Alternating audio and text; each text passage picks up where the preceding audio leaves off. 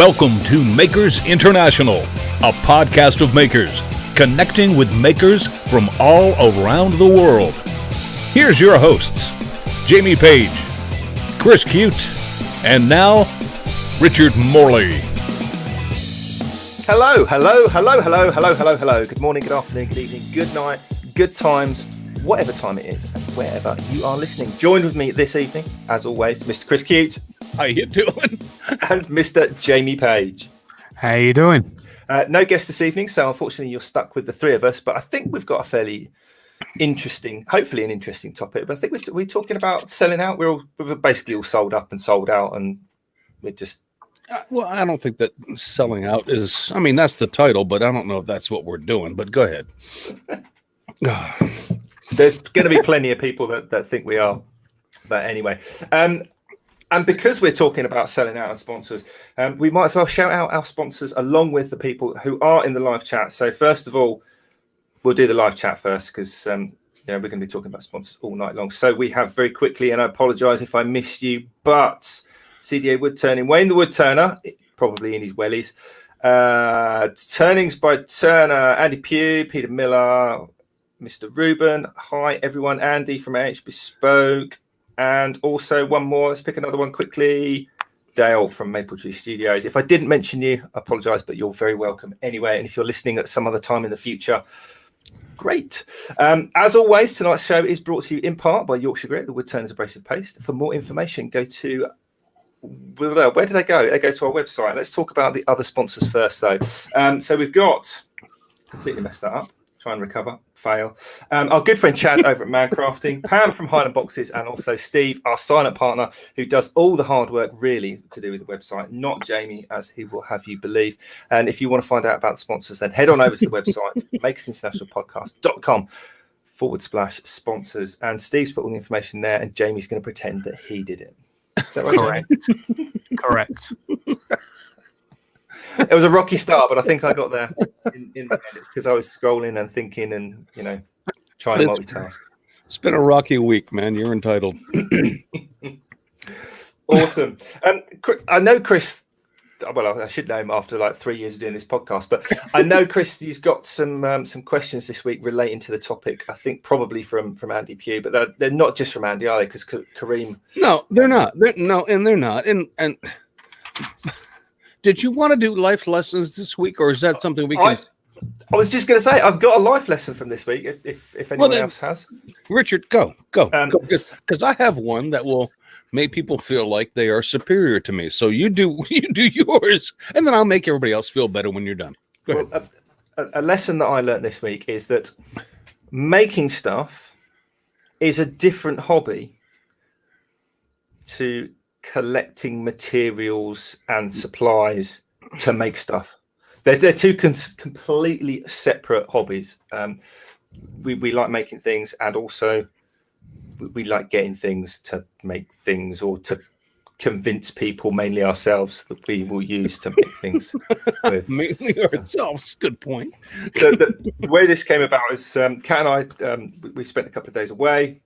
And it just so happened, and it wasn't, genuinely, honestly, it wasn't engineered, that our route back to Cat's was going to take us literally within 2 minutes of an Axminster store, which, if you're not in the UK, is kind of a large specialist woodworking, metalworking shop. Everything from huge bandsaws to little bandsaws and woodworking stuff and metal lathes and wood lathes and everything in between. More bottles of glue than you could shake some sticks at, as one might say. Brilliant. And we had to go past it, and I came out a little bit lighter of the pocket as a result. Why is that not surprising? Anyway. So, yeah. That's my life lesson. Is they're not the same hobby. They're definitely two separate hobbies. No, I agree with you. And I'm guilty of both, if that makes any sense. Anyway, because one is a productive part, and the other one is a hoarder part. And people make a living out of being hoarders, and I have to be honest. I do hoard stuff from my shop. I keep it even when I should throw it away. But anyway, You know what? Should I even admit to my life lesson this week? Yes, yes, you should. If you're not going to, then I think Jamie's going to tell everyone anyway, so you might as well. All right, I'll tell. It's going to make me look like a total freaking. Anyway, more than normal. I don't even want to say the words because I don't want, because there are people out, and Caitlin the cat is out in the chat today, and I don't want to go where my words were leading me. But I will tell you, I woke up, and I believe it was Sunday. It was Friday. I think it was Friday morning. Oh, and these people, look at Richard and Jamie. They're just like licking their lips, going, "Oh, I can't wake him. I can't wake him to make himself look like a freaking idiot." And look at Jamie. He's like beating at the breath. Fluffing the pillows. I woke up at 4:30, and and I didn't look next to me to even notice if, my better half was there. I just rolled out of bed. Yeah, thank you, Jamie. Just rolled out of bed and staggered into the kitchen and saw the time on the microwave that said 4:30, and I panicked because I have a habit of every now and then taking an afternoon nap, and but I woke up thinking it was 4:30 in the evening. And it wasn't. It was 4:30 in the morning. But I went so far as to go downstairs, pick up the telephone, call my wife at work. Of course, she didn't answer because she's upstairs asleep. But I left a message asking her if she'd like to pick something up for dinner because I hadn't made it to the market today so I could make something for us. And I even went so far as to, when I hung up the phone, I'm still in a blur, okay? I walked out into the garage because I'm thirsty, all right? And no crime, I don't have a cooler sitting right next to me here. I have to go out in my garage and go to the refrigerator, and because I'm thirsty. So I grab a beer instead of a cup of coffee because I thought it was 4:30 in the morning. What's my life lesson here? Look at a digital clock and figure out if it's AM or PM. That's all I got. And yeah, I know I look and sound like an idiot, but that happened. And I admit it. And I can deal with it. Would you admit to it? That's my question. Would you? I would. Would you admit to doing something that's stupid? Yeah, Because I just did, obviously. Would you? All right. I probably have in the past. The thing is, though, 4:30, it's always dark at 4:30. It is. It doesn't matter what time of the year it is, and it's pretty much always light at 4:30 in the afternoon. So I struggle to relate to that, Chris, because literally it's like light or dark. There's the clue: sun or no sun. Well, no, I didn't look out windows, Richard. That's my problem. I didn't relate the time to turning and looking out a window. It's just, yeah, I hear you. You're not wrong. I'm just saying I didn't see sunlight, so it didn't make me aware of.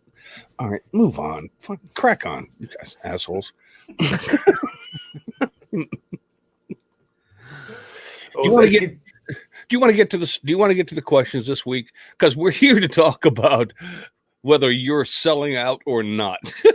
And it's like, I don't know if there is such a thing, but we can get on with this because I'm desperately trying to think of a segue between Chris's story and the topic for tonight. The only thing I can think of is, maybe you need to be sponsored by Alexa. Sam Adams. Or a coffee company. There you go. I could be sponsored by a coffee company now. That would be fine. And would I be selling out? No, I wouldn't. But it would be welcome. So, are you guys actually See, I struggle with the word sponsor, but are you sponsored by anybody on your channels or No. your Instagrams, or are you working with brands or companies? Well, I work with companies. I wouldn't say I'm sponsored by them. A Okay, lot of companies don't even like the word sponsor. No, they don't.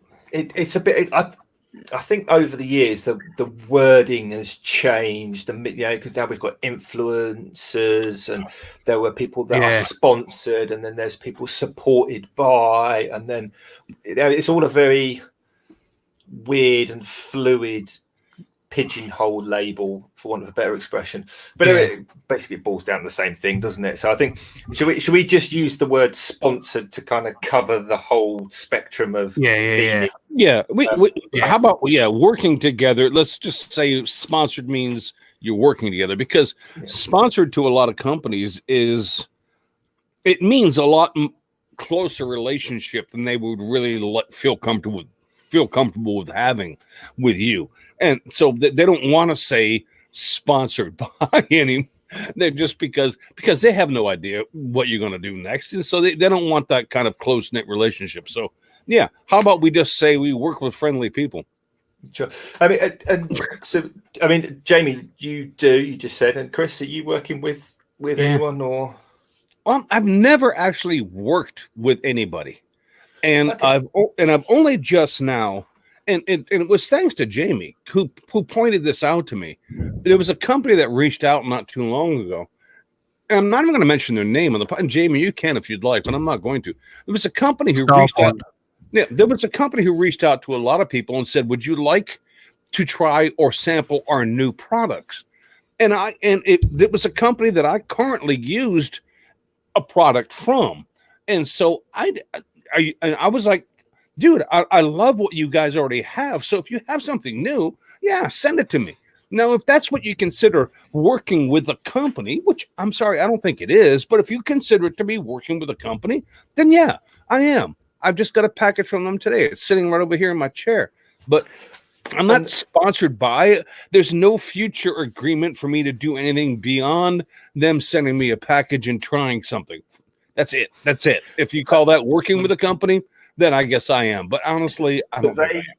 They approached you, did they? There wasn't a. Yeah, they did. Okay, good. Because one of the questions that kind of came in around this when we were sort of putting the feelers out during the week on the Facebook page, when in kind of a maker's journey, should they consider approaching companies, and then how they should approach companies? And that's the reason I was asking, Chris, if you'd approach them. I was thinking like when and how. Well, that was one. That's the first question on Andy's list today. If you want to get into this, Andy Pugh, thank you, Andy, for being around, because I don't know if we'd have a show anymore without you.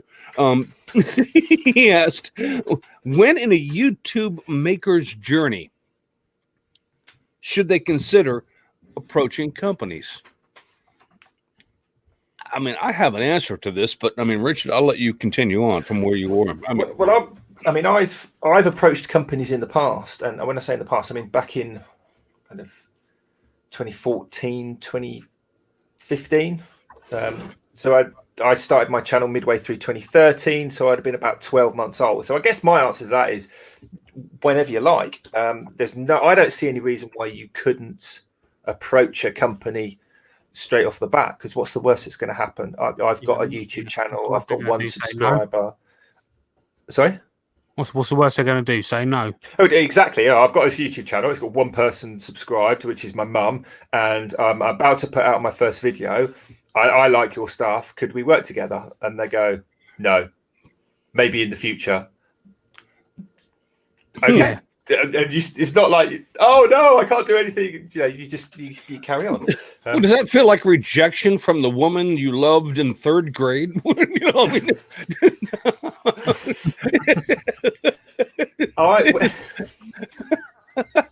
could be. It depends who you ask.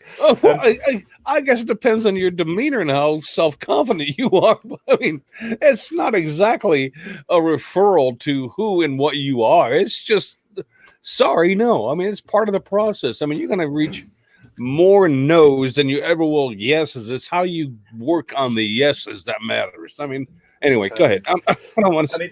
Soapbox kicked over. I'm going away now. Go ahead. I can remember vividly. I put a list together of people that I thought I would like to work with, and that's where I started. It was like, who do I use? That was my starting point. Was who do I actually use, and whose stuff do I actually like? Because we've all got companies whose stuff we like and whose stuff we don't like. That's just a matter of life, you know. Whether you're Apple or Android, there you go straight away. There's a like, a dislike potentially. So I started off with a little list of companies whose stuff that I got on with and had used in the past, and who I could find on social media and that had a social media setting. Because I thought there was no point calling a company that isn't on Facebook or isn't on Instagram or isn't on YouTube, because they're probably not, they don't even know what it is, or they're not big enough to consider it as a tool for them to use. But I actually went out of my way to phone them rather than email. Really? Just because. Really? Okay. Yeah. I vividly remember it. And if I was going to advise anybody about contacting people, it would be to actually phone them, because you can get a much better, I think, conversation going with somebody on the phone. No, you're probably right.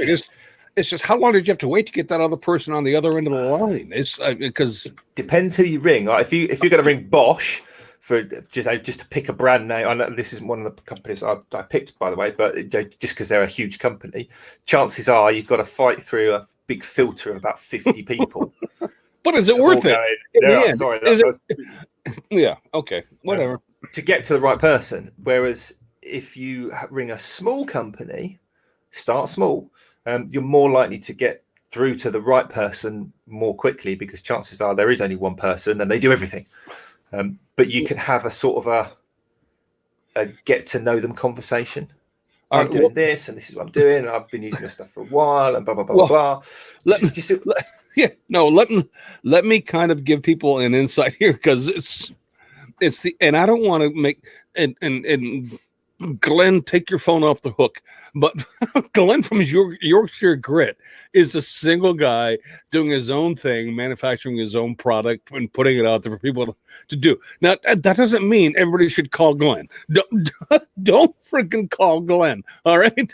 I'm just saying he's the kind of person you start with and you talk to, and if there is a mutual interest, there's a mutual interest. If there isn't, there isn't.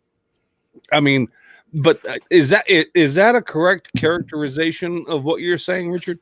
Yeah, basically. I mean, and Joe, actually, good old Joe, all right, Tamia Joe. I was in your neck of the woods this weekend, but that's another story. He's saying approach them as soon as possible. Your size doesn't matter, and I totally agree with that. It doesn't matter whether you're kind of Tommy 2 subs or Tommy 2 million subs. Size is completely irrelevant. It's what you can. It's your personality and your brand and your channel and what you're doing that's important to whoever it is you're working with. All right, let me move on with these questions, Richard, because we have a ton of them today, because there are a lot of people asking questions. I think, have we covered how people should approach companies? And if we have, I'll move along.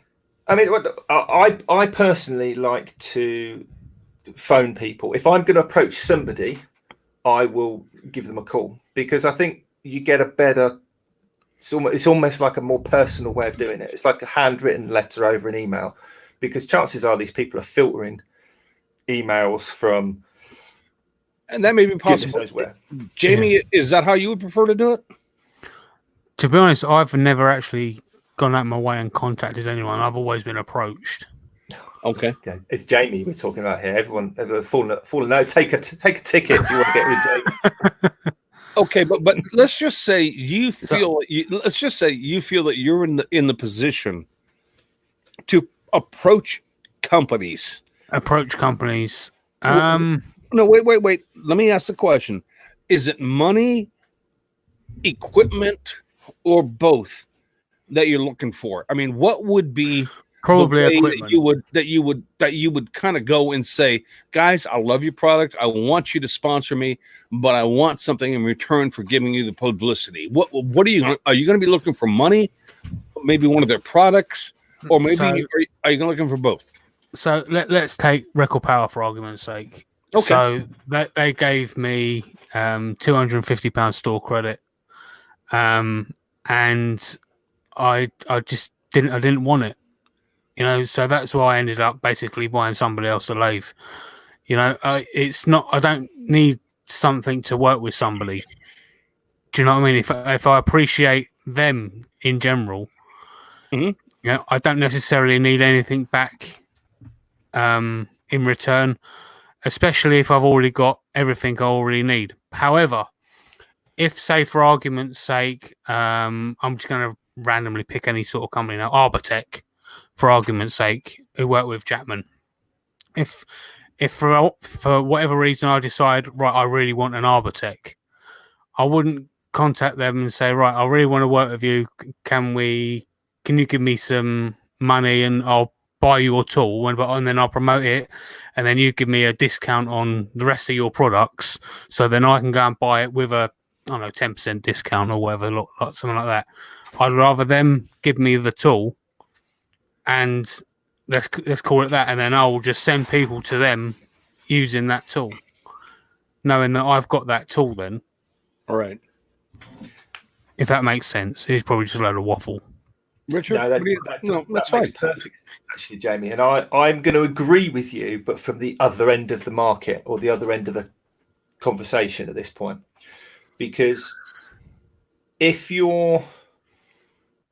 I hear a lot of people saying, don't undersell yourself and don't undervalue yourself and don't cheap out, and he who says the first number loses in negotiations, and always start with a high fee. I don't look at it from a monetary point of view to start with. I look at it who is the company or the brand or the person that I'm going to be dealing with. So in this instance, let's say we've got Jamie in who's got a scroll saw company, and Chris who's got a router company. Yeah. Right. Now you both come to me and say, we've got this new product and we'd like you to do a video on it. Yeah. I'm not necessarily interested in Chris paying me to do that, because I'm going to look at it and go, well, okay, so that looks like a decent machine. And the first thing is, the first question I ask myself is, would I buy that? Would I have a use for it? Right. And if Chris has got a range of products that I might know from, I might already have some of his products, I might already like his brand, he might be a complete unknown. The first question is, am I going to use his stuff? And if it's a router related, I'll be like, yeah, probably would use his router. And then I'll start digging a little bit more. And I'll say, right, from that point of view, that sort of relationship, I'm not interested in money, because if I'm likely to buy his product anyway, if he gives me that product, I probably would have gone out and bought it. So by having the product, that's effectively me not having to go and work to save up or stump up X amount of pounds, shillings and pence to pay for that product. Right. Does that make sense? Yeah. So by Chris giving me that product, he's saving money, because he's not giving me, let's say that router's 500 quid. He's not giving me 500 quid. He's giving me whatever it is to him. Yeah. Which would probably be £100. Yeah. Whatever it is. So he's saving money. I'm saving money. Everyone's happy. And it's a win-win. It's a win-win. So in a relationship, Richard, I mean, in a relationship or any relationship we have, it should always, here's where I think it boils down to. Should it be a win-win on both sides? Because it doesn't cost them hardly anything to send you this for you to promote it. And you're happy to get it because that maybe I would have been interested in this anyway, and I might have gone out and bought it, but for some reason our worlds collided and you decided to offer it and I decided to accept it. That's a win-win. That's a win-win on both sides. When does it become not a win-win is what I'm saying. And I'm going to point specifically to, and there are people out there and people who are very influential who will hate me for saying this. I'm going to point to Casper Mattress. If you're not doing a video that includes you making a bed to where a mattress can be used, and incorporating your sponsor into that video. But somewhere in the middle of doing, I don't know, I'm building a new kind of router table or whatever, you insert a commercial about a freaking mattress. Does that make sense? Yeah. So I mean, if that's let's say that in that instance that Casper approached me and I needed a bed or wanted a bed, or I thought, actually, do you know what? It's probably about time to change the mattress. Yeah. They're a complete unknown, and I would potentially be sort of like fitting it around them. So I'd be looking at that from, okay, what are you going to pay me? Is it worth it for me? Because if they're thinking I could do the video, that's a win for them. No, but my point is if it's like, how much would it take for them to pay you to ignore the fact that you're being honest with your audience? I mean, how much would they have to pay you for you to go, sure, I'll sell out to my audience because I'd really love to have that amount of money. And I'm not trying to degrade the people who have done it and who did it. Because look, they're all trying to make a buck and buy groceries and keep the roof over their head. So give them a break. I'm not going there. I'm just saying, at what point in time do you make the decision? Yeah, that's a good call. I'll do that. I mean, that is what people relate to selling out. Totally. I mean, and I think from that point of view, that the selling out aspect of that scenario would be if you're doing it just for the money. And to my mind, it's how you portray that video. If you're making the video about the mattress, then and doing it for the money, then that's one thing. But for me personally, in that scenario, that wouldn't be a product that I would necessarily go and buy. So I would do that. I would then be thinking, okay, I'm gonna want money for this, because I wouldn't necessarily doing that. But at the same time, I've got to play that off against what value can I get from the video for my audience, because I couldn't in good conscience just do a mattress bed make video. I'd have to kind of engineer the video to be a little bit more about how I'm putting the bed together, or what technique I'm using for the bed. Somehow making it relatable. Amy, you so were going to have you guys ever heard of a website called Social Blue Book? No, I haven't. Honestly, so I haven't. That website is you can connect it to your YouTube channel or your Instagram, and it basically gives you a rough estimate on how much you should charge per video. Really?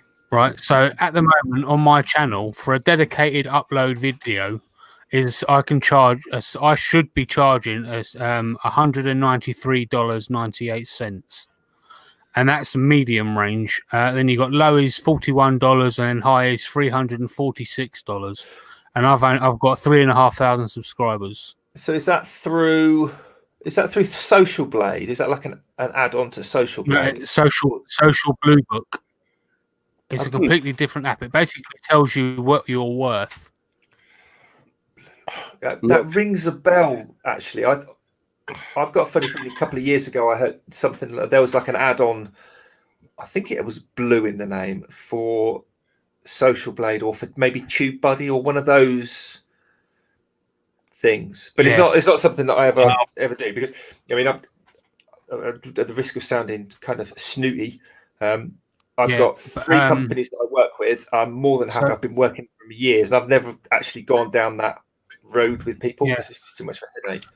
So you can actually change it to like how much you can actually charge somebody for how much for a shout out, or put a direct link in your video, and all that sort of stuff as well. So you can actually change it all to find out how much exactly you're worth and how much you should charge people for.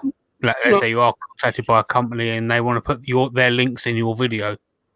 And you know what? If I can interject, that's great that site exists, because it will give you a starting point. But that site and me or Richard or even you, Jamie, cannot tell you how to value yourself.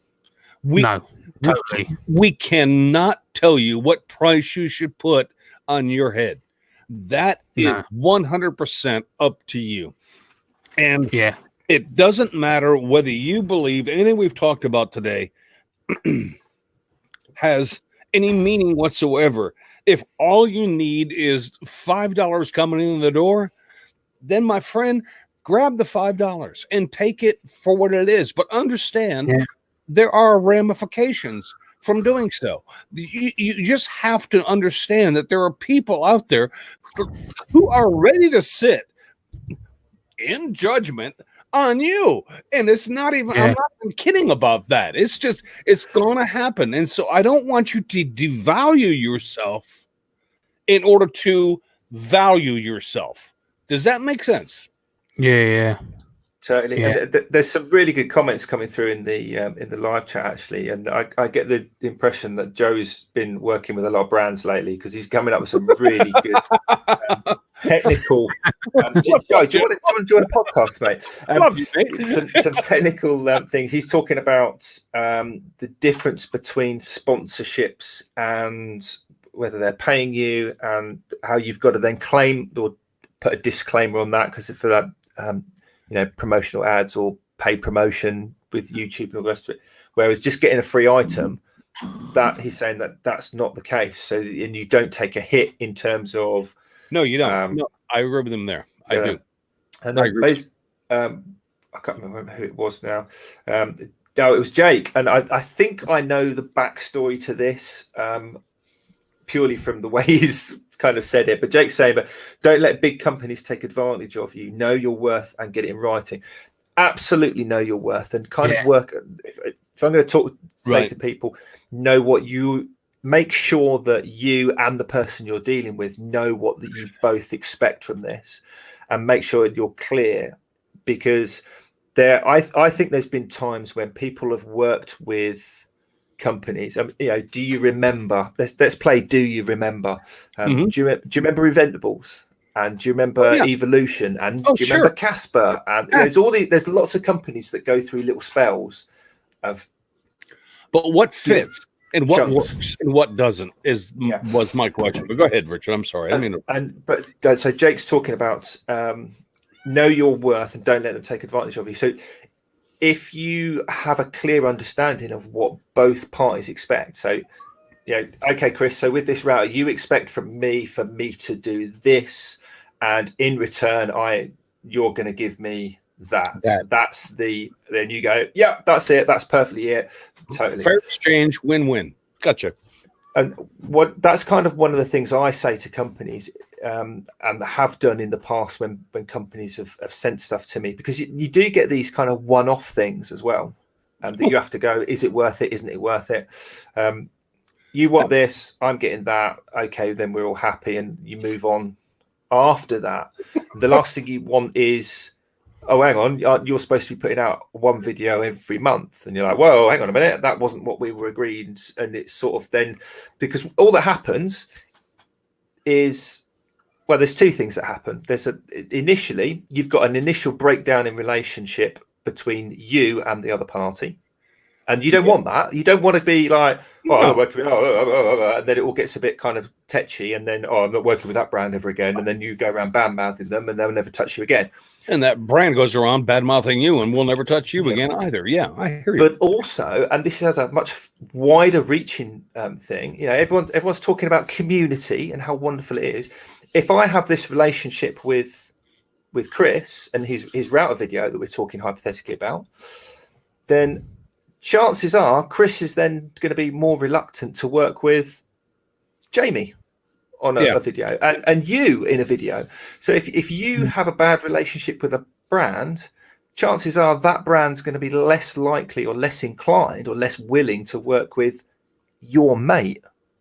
Well, you know what? And they may become less inclined to work with anybody, which leads me to Karam's question, and this is a really excellent question, and I think it's a personal choice, but I'll let you guys answer it. He says his question is, as makers, should we be willing to pay a little bit more to companies that have shown support to our community? the people who sponsor you, me, everybody else that have, and even if it's just they've sponsored you, but they've given you a gift code so that people at checkout can get 10% off.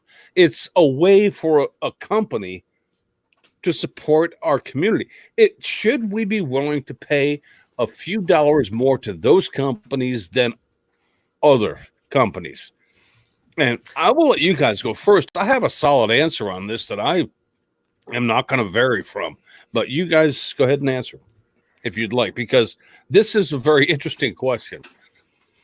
I'll let Jamie dive in with this one if he wants.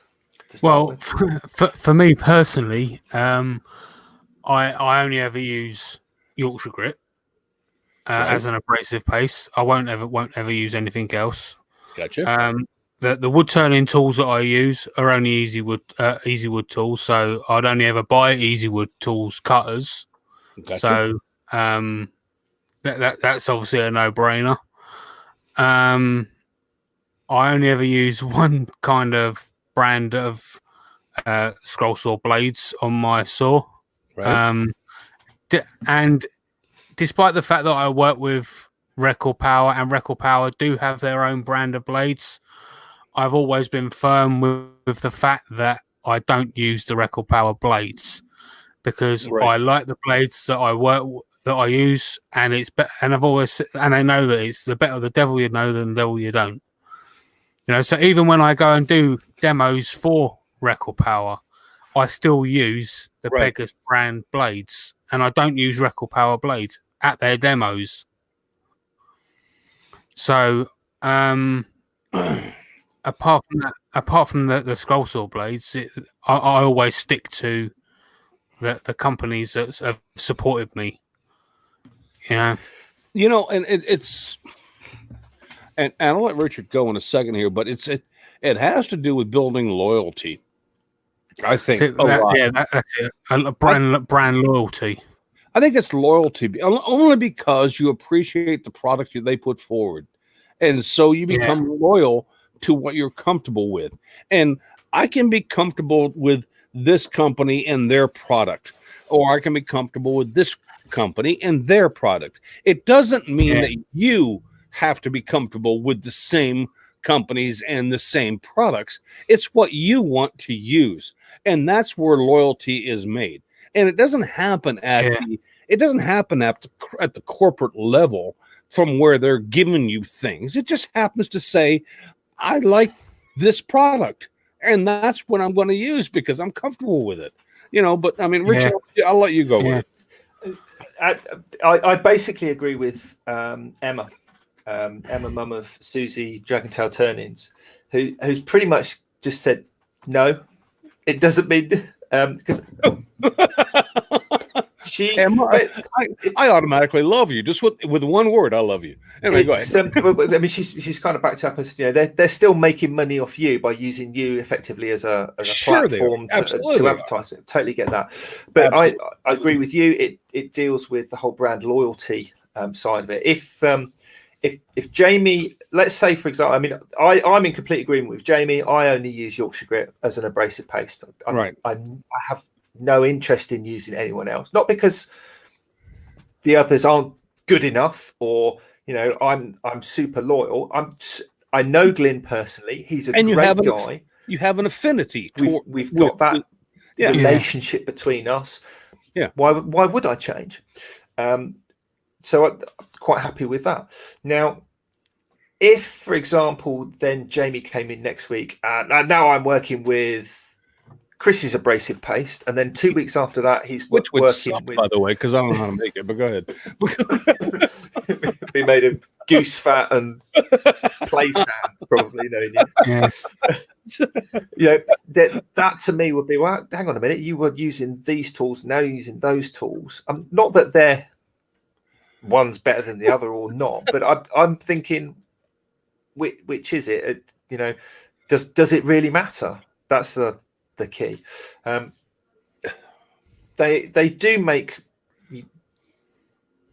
for profit on you, right? But at the same time, I'm not saying that you shouldn't use anyone else. I mean, think most people know, I love the Hikoki tools, and I love the trend stuff. I've been using trend stuff for donkey's years. But that's not to say that you shouldn't use your Makita router, or you shouldn't go off and use someone else's DeWalt drill. But it's up to you. It's just chucking really in an opinion, isn't it? And the whole bit about they're using you to make themselves look better, I understand, but I think, oh my God, and there are people out there that are going to just freaking hate me for saying this, but I'm going to be brutally honest. I think in a lot of cases it's time to get over ourselves. Because, Richard, I think you have like 19,000 people who subscribe to your channel. Yeah, something like that. Jamie, you have like 3,000. I have like 14,000 people. But in the grand scheme of the whole wide freaking world, that means zip. Absolutely zip. So get over yourselves and stop thinking about things that way. I don't walk around like I'm a proud member and should be, I don't want to be rude, but I my answer to your question, Kareem, is yes. I would shop at a store that supported this community, but I would only shop at that store if it had a quality product that I wanted to buy. If it didn't, then I would thank them, gladly nod my head to them, appreciate their love, but I would move on. It's one of those things where should I shop at a store that supports this community because I feel like I owe them? No, I don't think I do. I think I need to shop at that store because they have something worthwhile for me to buy. And that's the end of the day. That is the end of the effing day. It's kind of the start of the filter, isn't it? Yeah, it is. It really is. Yeah. If I say to you guys in one of my videos, I'm using this particular abrasive paste, that is the start of the filter for you to go, oh, I haven't seen that before. Right. I'll give it a go. I'll give it a go. But you've still got to like, actually, I don't like it as much as the other one, or actually I do like it more than the other one, or actually I don't notice the difference. That's still down to you to make that decision as to whether you want to do that or not. It's not you should be willing to go and buy the things that I am being sponsored to tell you about, because that basically puts me in their marketing department. And you know what? I agree with you. And I have never been sponsored by this company, and I have never asked for them to sponsor me. But there is a company that I may, in certain areas, in some cases it's not true, but in some cases, and you're gonna realize this as you go shopping around, some places cost a little bit more for that, a little bit less for that. I mean, that's just a matter of shopping. All right, come on. But I have found a company that is very open and welcoming to this community, and they want to be involved in it, where that is the case, where it may be a little less here, but it may be a little more here. And I will shop there every freaking time I'm looking to buy something. And if you want me to give a sponsorship that we're not being paid for, there's no love going to be coming my way for saying this. It's Mike and it's Klingspor. Klingspor Woodworking Shop has products that are worth looking at. Now, that's my opinion. That's only my opinion. You would have to look and decide for yourself if it's your opinion. So, yes, would I support a company that supports us? Yes, I would, because they have and they do, and they have some things that I would like. But if they have and they do and they don't have anything I want, would I shop there? No, I wouldn't. I don't know how else to answer that question. It's like, you know what? You either want it, need it, or find it of value, or you don't. If you don't find it of value, then it's not hard to walk away. I mean, is it really? This shouldn't be This shouldn't be a life struggle. This is just simple. Well, sorry, I don't need that. You know. All right, I'll get off my soapbox again. God, I've been on that a lot lately, haven't I? So this kind of follows on from what we've just been talking about, the whole reputation side, if it's relevant and all the rest of it. Because Right. Emma's sort of saying, you know, a good product is worth sharing. A poor product is basically potentially going to jeopardize your relationship, and that falls into what I was saying about you know, if 1 week you're talking about this product and then the next week you're talking about another product, there's the competition to that, and you go through a 12-month period of 3 identical products fulfilling the same spot just with different brands. One of the questions that we were asked during the week, again by Andy, is what kind of things should people look out for when working with companies and take as red flags? And to me, following on from that, it's when a company says, we want you to say this. This is our strap line. This is the strap line of the marketing campaign that we're currently running, and we'd like you to say that in your video. That to me is a straight away red flag, because that potentially has an impact on my reputation if I say something that I'm not believing, or not fully behind. Is that am I making sense? So let's say Chris says, I've got the cheapest sandpaper going. Yeah, I want you to say in your thing the cheapest sandpaper going. Well, actually, what if I don't agree with that because I've got another one that is less expensive or cheaper, or my interpretation of that? If I think, well, hang on a minute, I'm not quite fit, I'm then compromising myself, and that then affects my reputation. Because if they're not happy with me doing that, I'm not saying that. Well, we haven't got a deal, and then that's as simple as that. That's what that, to me, red flag comes up, and I'm like, whoa, out the door. Let me kind of reel in my lure here and get us back to where we started. Because I think a lot of people might be watching this and wondering, because Richard and Jamie and myself even, they want to know if you're looking to get a sponsorship, if you're looking to get a company involved with your channel, with what you're doing, how do they go about doing that? I mean, because they honestly, if you've never done it, you just don't freaking know. So, and Richard, I'm gonna encourage you to start this off, because I know you have, and I know you have a lot of experience in doing this. So please tell people that are wondering, where do I even freaking start? Give them a hint. Start. So where do you start in it? Like trying to get a sponsor to come? Yes. Approach them. Yes. The first place you start is in your workshop. Go into your workshop and look around. Open a toolbox and pick out a tool that you like and go, what brand is that from? That's a brand screwdriver. Yeah. Right. A brand. And I've been using A brand screwdrivers for ages, and I really like them. Years. And then you go to B brand drill and go, actually, I wasn't quite, it's okay, but when I replace this, when the batteries die, I'm getting something else. I'll put that one back. And then what glue do you like using? What abrasive do you like using? Whatever. And make a little list, and then go and find those people on the social medias that you're on. So if you're not on Twitter, don't go to Twitter and look them up. If you're on Instagram, go find them on Instagram. And if they're not on Instagram, that you're reducing that list all the time. But start off with brands that you already use and like. If you don't like them, don't approach them. Simple as that. And Jamie?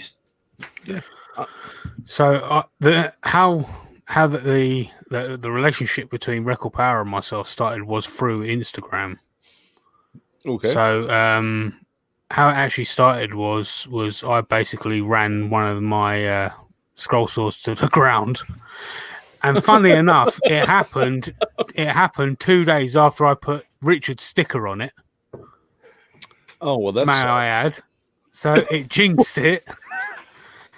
And I basically contacted Record Power, and I'd actually noticed on Instagram that they had shared one of my posts, and I'd contacted them and basically mentioned that I saw them share one of my posts on Instagram, and we got talking from there, and that's how our relationship got started.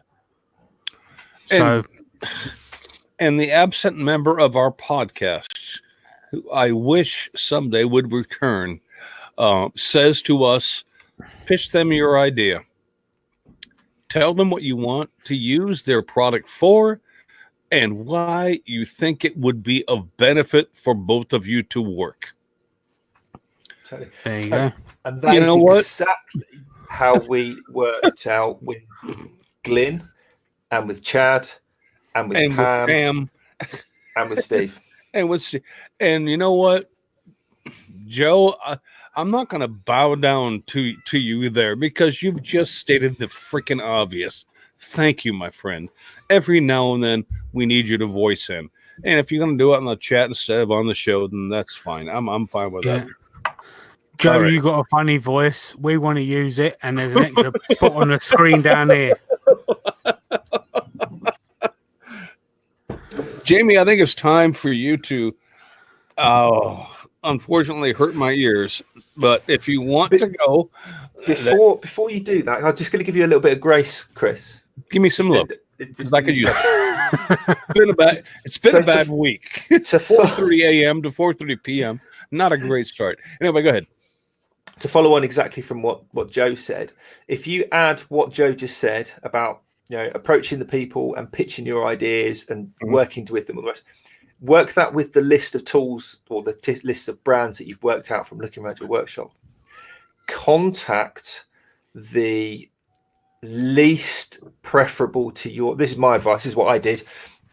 So you got your half a dozen brands that you think, I'd quite like to work with these brands. Right. Put them in order of this one I want to work with most, and this one out of this list I want to work with. Start with the least one first, because what will happen is you'll be a bit nervous, you'll be a bit tongue-tied, you won't quite be comfortable in having the conversation. If you're going to ring them or have the conversation or write the email, your chances are you'll get a knockback before you get a yes. So work your way up the list rather than down, because then you're starting getting knocked back with the ones that you really want to work with rather than the ones that you're not quite so keen on. Does that make sense? No, that makes sense. It makes sense. But to address Dale, who's out in the chat, who says, or just don't bother trying to get sponsored. Dale, we're not talking about it's easy just to try to not get sponsored. It's easy to try and not turn this into a living. That's where I live, my friend. But there are people out there who are trying to do that. And we're trying to give what limited advice we can to those people so they can move forward and at least have a starting point. I don't have all the answers. Richard doesn't have all the answers. Jamie doesn't have all the answers. It's up to the individual. But the point is to empower the people to do what they want to do and not what we say they should do. Because I'm not going to preach here. This is just not where I live. So at the end of the day, Dale, if you don't want to get a sponsor, don't get a sponsor. Because that's you comfortable, but also you're leaving sponsorship open to people that do. That's so great. That's easy enough. Just go. I don't care. That's not hard. Anyway, all right. I will say though, if you do use a router, definitely go for the Casper mattress because you're going to need it.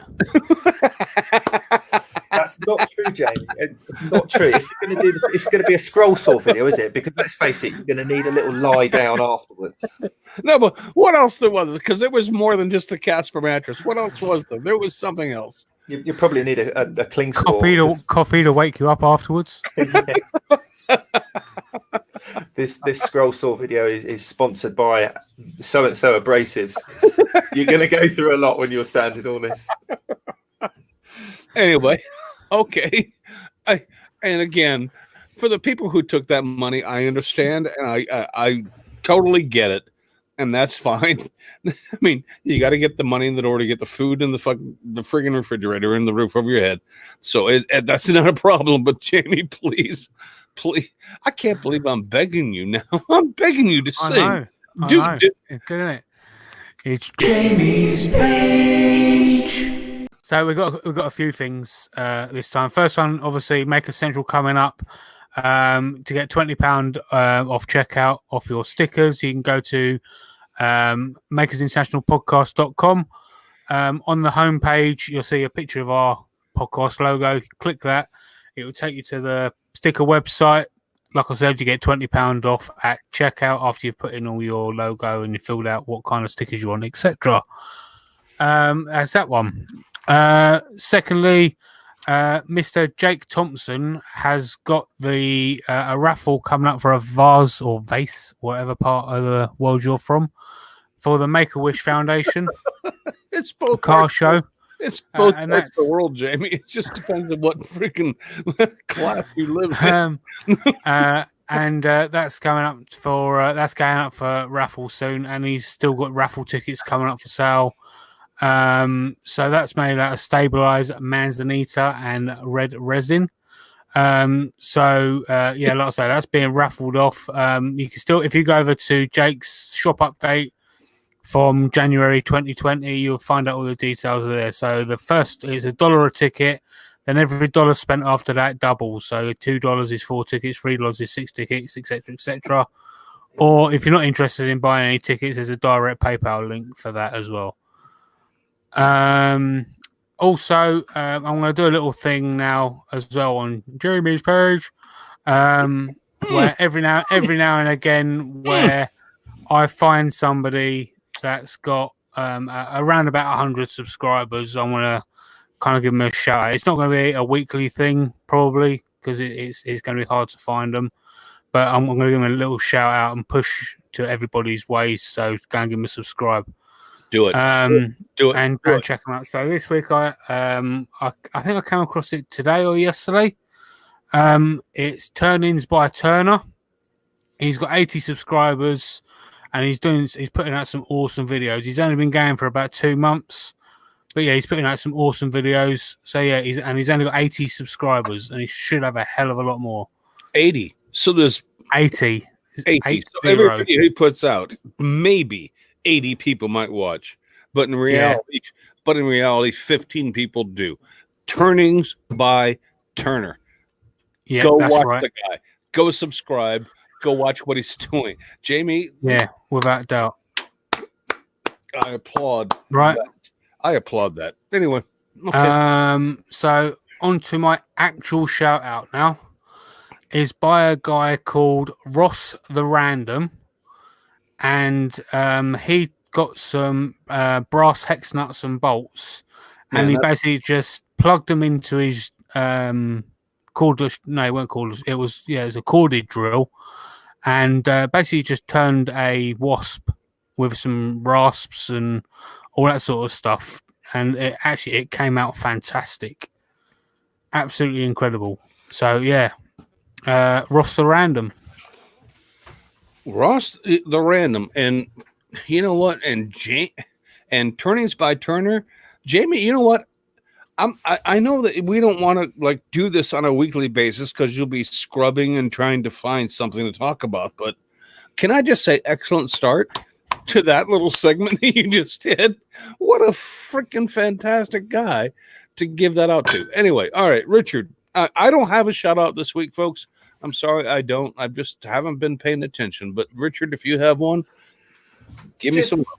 Just very, very quickly, I'm actually going to shout out Pam from Highland Boxes. She just put out a video just a few hours ago, making a Sonic the Hedgehog wall art. I haven't seen it yet, but it's Pam, so what's not to love? Absolutely.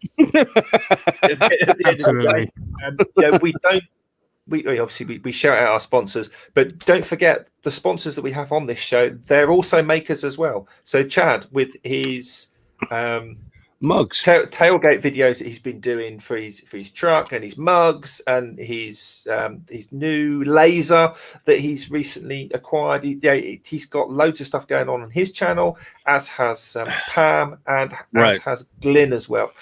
They're all awesome people, and just go and show them some love. So go make sure you subscribe to their channels as well. Cheers to all. Cheers to all. And we're already over, so I'll have to edit something somewhere. Nah, we'll edit Jamie out. That's probably the easiest. No, we're not going to edit Jamie. Actually, Jamie's. Well, I did say Jamie's page twice. Well, you don't need to say that 3 times. Jesus God, that will be edited. Anyway.